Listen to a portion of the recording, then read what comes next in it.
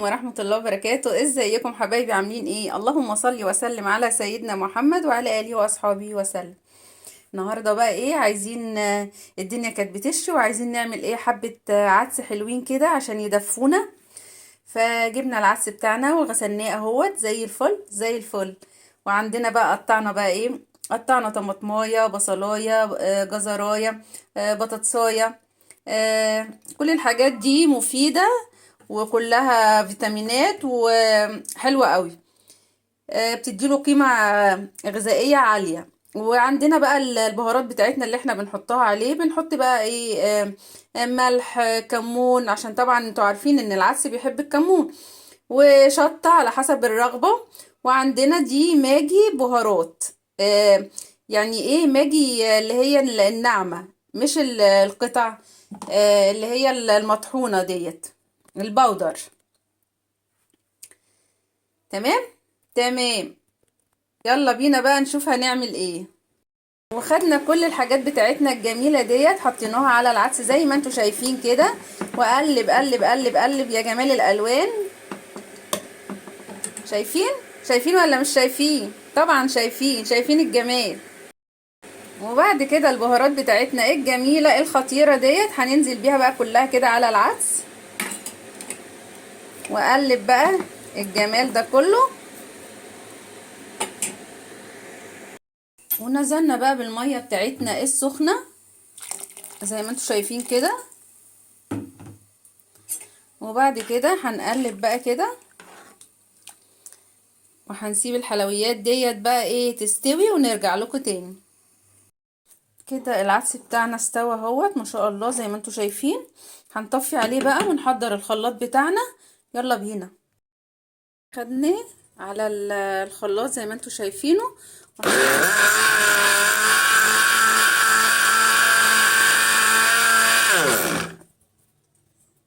وكده زي ما انتوا شايفين ضربنا العدس بتاعنا زي الفل زي الفل.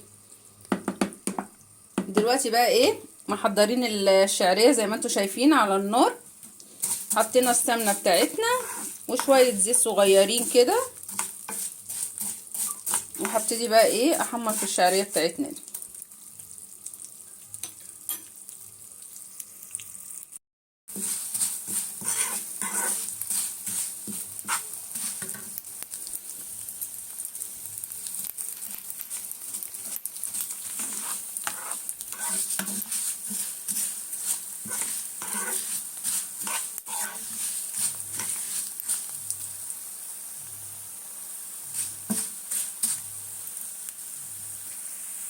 الشعريه بتاعتنا اتحمرت، هاجي جايه بقى ايه على العدس ونازله بيها،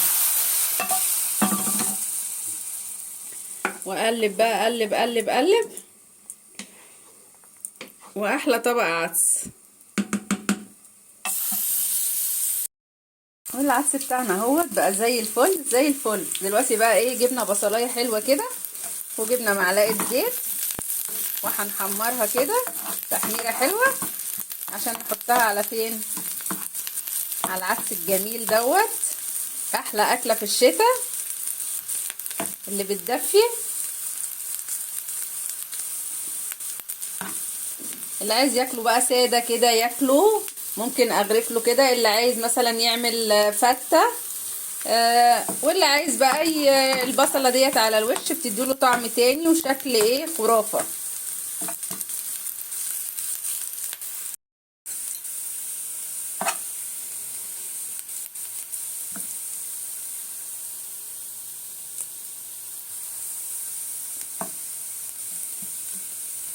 يا سلام بقى لو جنبه بصلايه حلوه كده تدشيها بقى وتاكليها جنب طبق العدس، تبقى ايه عظمه.